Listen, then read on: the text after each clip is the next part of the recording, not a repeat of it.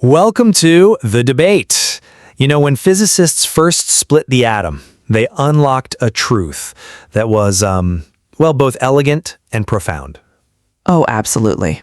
The idea that the most immense, world-altering power in the universe is hidden within its absolute smallest unit. Right. I mean, you isolate the fundamental building block of matter, you apply the right conditions, and bam, you trigger an exponential chain reaction. It is clean, it is mathematical, and, in a vacuum, it's entirely predictable. Exactly. But then you step into the world of human psychology. And every January, millions of people try to harness that exact same exponential power to change their lives. They want to trigger that chain reaction in their diets, their finances, Their careers. right? Their careers. And by February, 90% of them have completely abandoned those goals. Because we are trying to apply this incredibly elegant physics metaphor to the chaotic, messy reality of the human mind. Yeah, because it's, frankly, the ultimate promise of behavioral alchemy. We desperately want to believe that if we just arrange the tiny atoms of our daily routines with laboratory precision, we will trigger an unstoppable chain reaction of personal success. I mean, it's an incredibly seductive idea. It really is. So today we are examining the cultural juggernaut that codified that exact idea, James Clear's massively successful 2018 book, Atomic Habits. The impact of this work is undeniably colossal. Oh, definitely. It has sold over 20 million copies, spent over 260 weeks on the bestseller lists, and it's been translated into 50 languages worldwide. And the central question we're exploring today is whether this book provides a scientifically robust, revolutionary manual for human behavioral change. Or, on the flip side, if it's just an oversimplified framework that ignores human complexity and systemic barriers to sell us a comfortable illusion of control. Right. And I'll be arguing that Atomic Habits is a masterful, evidence-based synthesis of behavioral psychology that provides a very real toolkit for transformation. And I'll be arguing that it heavily overpromises, it markets itself as this universal operating system, but relies on flawed mathematical metaphors and animal studies while, completely ignoring crucial socioeconomic and mental health realities. Which is why we have to dig into this, because of how deeply this book has penetrated our culture. Corporate managers are assigning it to their teams. Therapists recommend it. Yeah, everybody's read it. But when a book claims to be a universal guide for human behavior, we have an obligation to look under the hood. Does it actually reflect human neurobiology? Well, to look under the hood, I think we have to start with why it resonates so deeply. And that is how Clear distills incredibly dense academic research into what he calls the 4 laws of behavior change. Right. The make it obvious, make it attractive stuff. Exactly. Make it obvious, make it attractive, make it easy, and make it satisfying. This isn't just self-help jargon, He is translating established cognitive science. Take make it obvious. That is a direct application of Peter Galwitzer's research on implementation intentions. The basal ganglia research. Yes, the mechanism is fascinating. By creating a highly specific environmental cue, like, I will meditate for 5 minutes at 7 a.m. in the kitchen, you are preloading a decision into the basal ganglia, the brain's autopilot. It removes the need for your prefrontal cortex to burn energy making a choice in the moment. Look, I absolutely agree that Galwitzer's research is valid. And Clear takes it further. Make it attractive draws from Albert Bandura's social learning theory. Make it satisfying is a modern application of B.F. Skinner's operant conditioning, explaining exactly how dopamine spikes reinforce behavior. Clear's genius isn't inventing new science. It's building a bridge between the laboratory and the living room. And he proves it with his own life. On the final day of his sophomore year of high school, he was hit in the face with a baseball bat. Right, it was a catastrophic injury. Horrific. His skull was fractured, his brain swelled, he was in a medically induced coma. His athletic career was totally derailed. But years later, he starts at the absolute bottom of his college baseball roster. And by simply focusing on micro habits, optimizing his sleep, lifting small weights consistently, he aggregates those marginal gains to become a top athlete, an academic All-American. He lived the mechanism before he wrote about it. And it is a remarkable personal story of overcoming trauma. I want to be very clear about that. But here is where we run into a foundational problem with the book's scientific claims, the extrapolation. The extrapolation. Yeah. You mentioned the elegant synthesis of behavioral psychology, specifically the habit loop at the center of the book. Cue, craving, response, reward. That foundational research came out of Anne Graybiel's lab at MIT in the early 90s. Do you know what they were actually studying? They were studying rats navigating tea mazes. Exactly.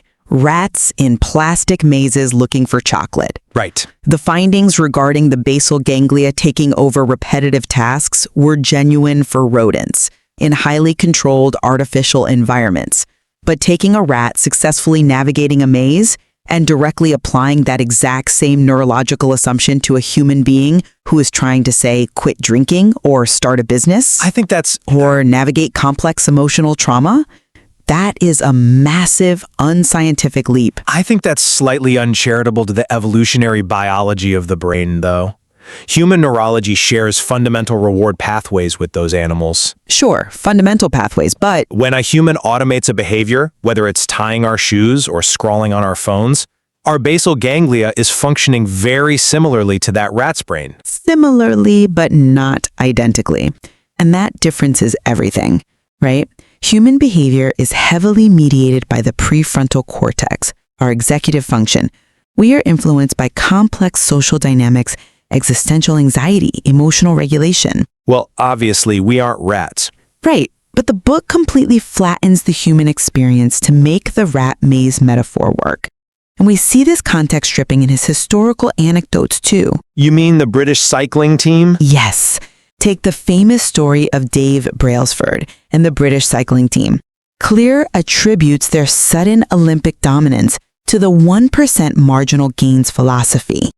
Bringing in better massage gel, painting the inside of the truck white to spot dust. It's a brilliant example of how micro-optimizations aggregate into macro success. But it's heavily mythologized. Sports journalists, like David Epstein in his book Range, have pointed out that British cycling success was actually driven by massive financial investment from the National Lottery. Okay, the funding was significant. Massive. An elite talent recruitment pipeline and the arrival of a generation of exceptionally gifted athletes. It wasn't just because they figured out how to wash their hands better to avoid colds. When you strip away the massive structural and financial context just to prove a point about tiny habits, you end up peddling what I like to call a Marvel movie version of philosophy. Marvel movie version? Yeah, it feels fantastic, it's highly entertaining, but it's not reality. Okay, you make a fair point about the British cycling team. The marketing and the narrative definitely overshadow the financial reality of that specific organization. But does that historical context invalidate the internal mechanics of the habit loop itself? I think it calls it into question. I'd argue it doesn't, and I think critiquing the 1% rule based on the cycling team misses the fundamental purpose of the Math Clear presents. The book champions a mathematical model. If you get 1% better every day, compounding over 365 days, you end up 37 times better by the end of the year. 1.01 to the power of 365. Exactly. Now, is a human being a bank account yielding compound interest? No, but as a mental model, it is incredibly powerful. I'm sorry, but I just don't buy that. Let me tell you why. Why build a mental model on a mathematical fallacy? Because it shifts the individual's focus away from daunting, massive transformations and anchors it on manageable daily actions. Let's look at the never miss twice rule. Okay. It relies heavily on this compounding idea. Clear argues that consistency is paramount because willpower, that prefrontal cortex function you mentioned, is a finite resource. Think of the prefrontal cortex like a phone battery. A phone battery, right? Yeah, if you wake up and use all your battery power navigating a stressful commute, dealing with an angry boss, managing finances, by 7 p.m., that battery is at 2%. When it's time to choose between cooking a healthy meal or ordering takeout, you just don't have the juice left to make the hard choice. Sure, decision fatigue is real. Right, so the system of never miss twice protects you against that daily battery drain by ensuring a single failure doesn't collapse the compounding trajectory. You rely on the automated basal ganglia instead of the drained prefrontal cortex. Look, I see why you think that, but let me give you a different perspective. Human progress is fundamentally nonlinear, and it absolutely does not follow compound interest formulas. Well, no metaphor is perfect. But let's look at the reality of diminishing returns. If you improve your guitar playing by 1% every day, you don't become Jimi Hendrix in a year. You hit a plateau. Sure. The health leap you experience going from 0 minutes of exercise a day to 1 hour is life-changing. The leap from 1 hour to 2 hours is minimal. The leap from 2 hours to 3 hours might actually cause a stress fracture. The compounding metaphor breaks down immediately upon physiological scrutiny. But again, the metaphor isn't meant to map perfectly onto physiological limits. It's about the psychological momentum. But the math used to justify the anxiety of never miss twice is actively dodgy percentage manipulation. Dodgy? How? Clear says that if you start with $100 and gain 50%, you have $150, but you only need a 33% loss to fall back to $100. He uses this to supposedly prove that avoiding losses, meaning missing a habit day, is mathematically more critical than achieving gains. Right, loss aversion. But that is just how percentages work. It's an arbitrary mathematical trick used to validate forcing a habit on a low energy day. Human motivation operates in biological and emotional waves.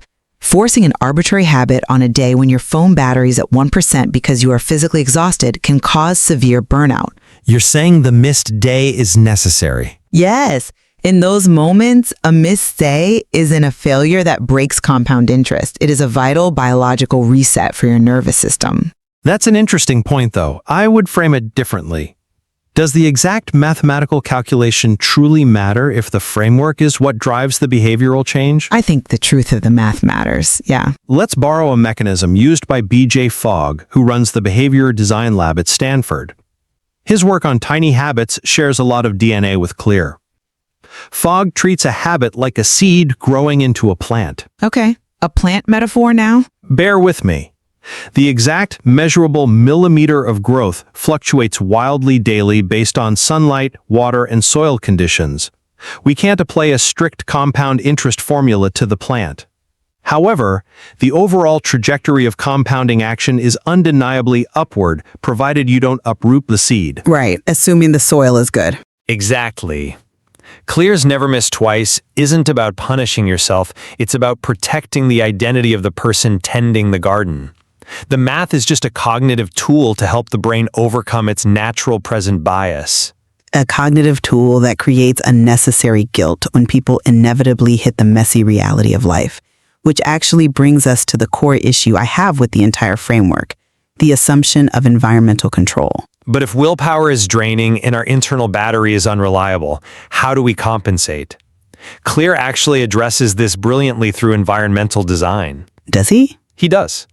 One of the strongest mechanisms in the book is when he explicitly tells the reader to stop relying on motivation. Instead, he advocates for engineering your physical space to make good behaviors the path of least resistance. Habit stacking. Habit stacking, yes. Tying a new habit to an existing automated one. And the 2-minute rule, scaling a habit down so it takes under 2 minutes to start. It completely bypasses the brain's resistance to effort. I love his core philosophy here. You do not rise to the level of your goals, you fall to the level of your systems. You fall to the level of your systems. It's powerful. That is a fantastic quote. It sounds great on a motivational poster, but it fundamentally assumes a baseline of environmental stability that a vast portion of the population simply does not have. You want to talk about data? Always. Let's look at a major 2022 meta-analysis published in Health Psychology Review. They examined 63 different studies on habit formation. Do you know what the strongest predictor of habit success was? I'd imagine it was the consistency of the cue. No, it wasn't implementation intentions, it wasn't the 2-minute rule, and it wasn't habit stocking. It was environmental stability. Environmental stability. Stable housing, stable income, a predictable work schedule. These are systemic, macroeconomic factors, largely outside an individual's immediate control. But the book doesn't deny that systemic inequality exists. It just focuses its lens on what the individual can control within their sphere. But by focusing exclusively on individual environment design, it completely ignores lifestyle and neurobiology. Think about the mechanisms you just praised. If you are a shift worker whose schedule changes every 3 days, or if you have a newborn baby, or if you are navigating poverty, your environment is inherently unstable. Right, the macro environment. Furthermore, consider neurodivergence, like ADHD or even just chronic sleep deprivation. These internal biological factors drastically alter the brain's dopamine capacity. ADHD literally features a dysregulation of the dopamine transport system. Which makes habit formation harder. Much harder. If your internal chemical environment is compromised, putting a book on your pillow to cue reading isn't going to magically automate a habit. The basal ganglia cannot take over a behavior if the brain is constantly flooded with cortisol from chronic stress. I hear ya. Clear's environmental design is a wonderful, highly effective system for a financially secure, neurotypical person with a predictable 9-to-5 job. For everyone else, it is often a recipe for self-blame. Look, I completely validate that systemic inequality and neurodivergence are profound realities that affect executive function. But if the macro environment is inherently unstable and we can't rely on broad systems, shouldn't we still optimize the microenvironment?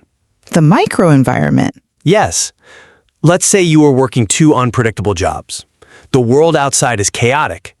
Couldn't designing a highly specific microenvironment provide a necessary, almost radical anchor of agency? I mean, maybe in a small way. Taking control of just the 5 square feet around your bed by placing that book on your pillow or putting your gym shoes by the door. It's not about ignoring systemic barriers. It's about giving people a practical lever to pull when they feel otherwise powerless.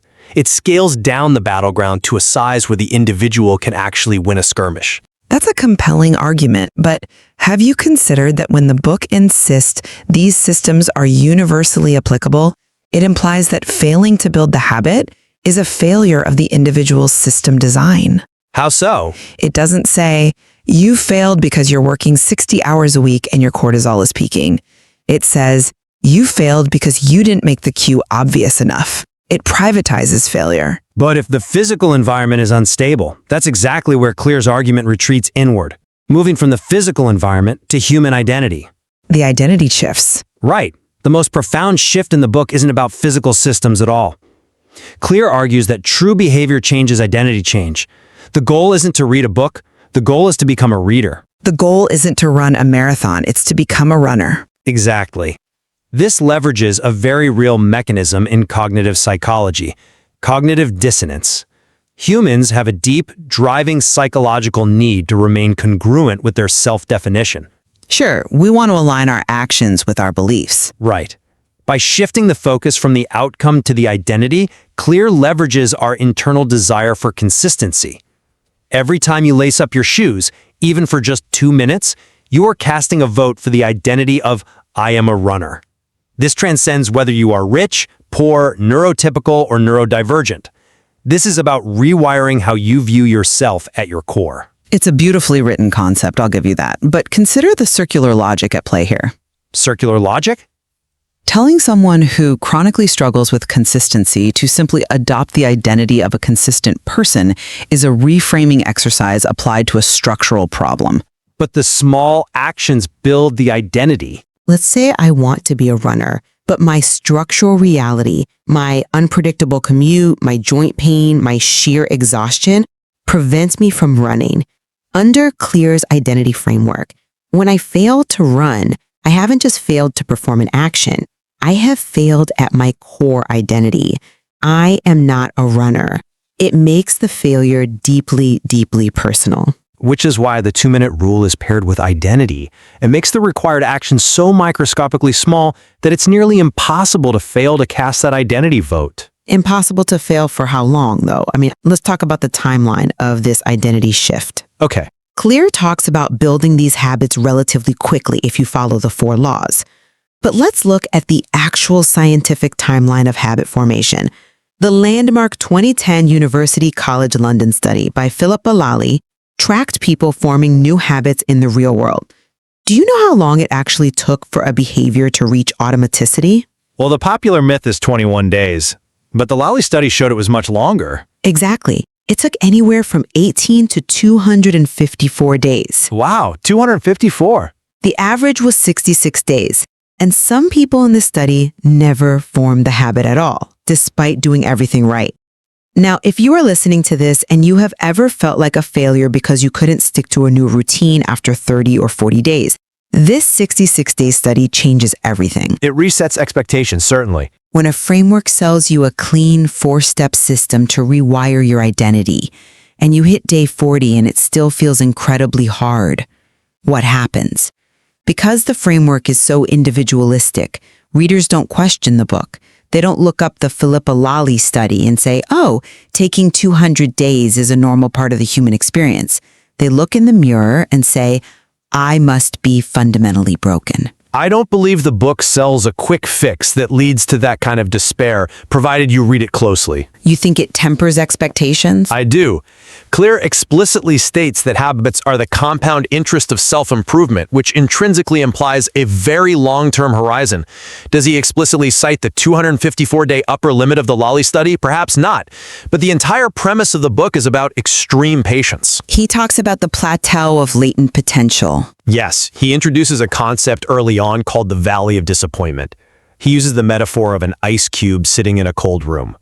You heat the room from 25 degrees to 26 to 27, nothing happens. You're putting in the work but seeing zero results. Until it hits 32. Exactly. It isn't until you hit 32 degrees that you see the phase transition and the ice melts. That mechanism is designed specifically to inoculate readers against the exact frustration you're describing. He warns them that the results will not match the effort in the beginning. Warning someone about the Valley of Disappointment is helpful, I'll admit, but equipping them with a map that pretends the valley is a perfectly paved road is dangerous. The book strips away the very real complexities of human nature to sell certainty. Certainty is what people need to start, though. It says, just fix your system. It doesn't say explore your trauma or work with a doctor to address your ADHD or recognize that your motivation is cyclical. By ignoring the nonlinear reality of psychological growth, it alienates the people who require more than just a perfectly engineered physical environment to achieve real, lasting behavioral change. But if we look at the totality of what Atomic Habits accomplishes in the cultural zeitgeist, I believe we have to judge it by its widespread utility. Yes, the mathematical models, like compounding interest, are imperfect metaphors when applied to biological organisms. Very imperfect. And yes, a self-help book cannot solve the realities of systemic poverty, unstable housing, or clinical psychological disorders. But as a practical translation of behavioral science, it remains highly effective for millions of people. It equips the average person with an actionable, accessible vocabulary. Cues, cravings, friction. Right, habit stacking. It allows them to understand their own actions, it demystifies the process of change, it moves it from the realm of sheer exhausting willpower to the realm of conscious design.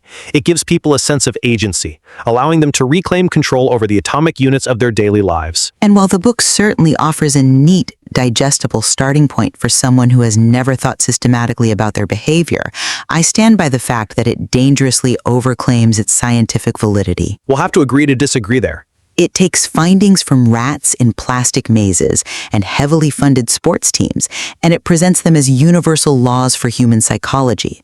In stripping away the nuance, the biological constraints, and the socioeconomic realities just to sell a comforting certainty, it risks doing psychological harm. Harm is a strong word. But when the simplified, linear system inevitably fails against the complex, nonlinear reality of a person's life, the individual blames themselves rather than questioning the very real limitations of the framework. Well, it's clear that viewing self-improvement through any single lens is always going to leave blind spots. Understanding our behavior requires multiple perspectives. If James Clear provides the architecture of the physical environment, someone like B.J. Fogg in Tiny Habits provides a deeper look at the emotional celebration required to wire those habits in the brain. And Charles Duhigg, in The Power of Habit, offers a broader look at how habits function in society and large organizations. Exactly. There is always more to explore in the material, and comparing these frameworks actually deepens our understanding of ourselves. Absolutely. We should never look for a singular, infallible Bible of behavior change. True complexity requires multiple perspectives to fully appreciate. By challenging the underlying assumptions in Atomic Habit, we aren't dismissing the value of building good habits. We are recognizing that human beings are vastly more complex than the neat little systems we try to build around them. Well said. We leave it to you, the listener, to examine the source material, look at the science, and form your own conclusions about the true mechanics of your daily routines. Because at the end of the day, we are brought right back to where we started. When we try to split the behavioral atom, we might release an immense amount of energy and potential. But the human mind is not a particle in a vacuum. No, it is not. It is a living, breathing ecosystem, messy, unpredictable, and brilliantly complex.